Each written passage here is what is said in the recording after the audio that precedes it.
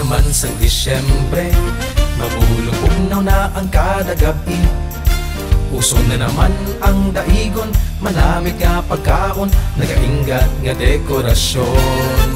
Manino-ago na ang kada kalye, tungod sa mga lantern kag Christmas tree.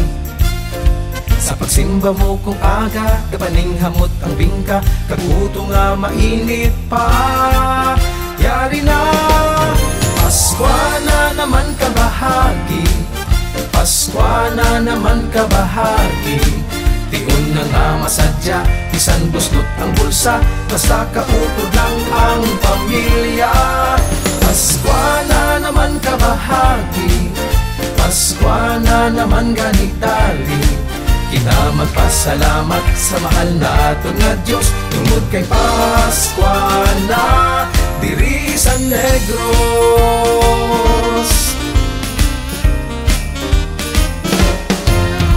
Na naman sa paghigumaanay, pakiliusa kag pagtinagaay. Ganit si Maninoy may regalo, bisan pa mamigado, sakay ihada kag ihado. Inapaabot na ang Noche Buena, agud magsalo-salo ang pamilya.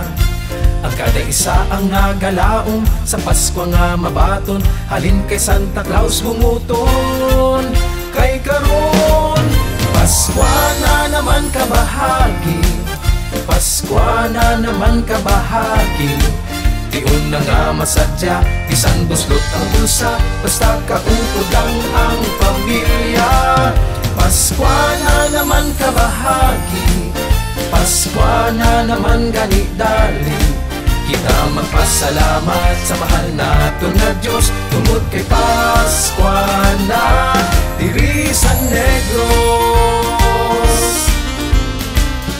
Good health sa akon, sa family ko, at sa tanan nga tawo. Prosperity and happiness. Alright. Ang good health sa family kag migo nga engineering.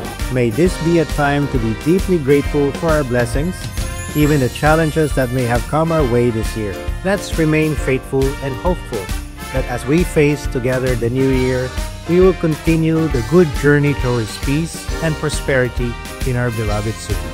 Hindi ginatong pagkalimtan nga may Paskwa abyan, tungod ginahigugmas ang Diyos. Bisan ano pa nga sinadya dapat, di nga magsimba, magpasalamat gid sang lubos.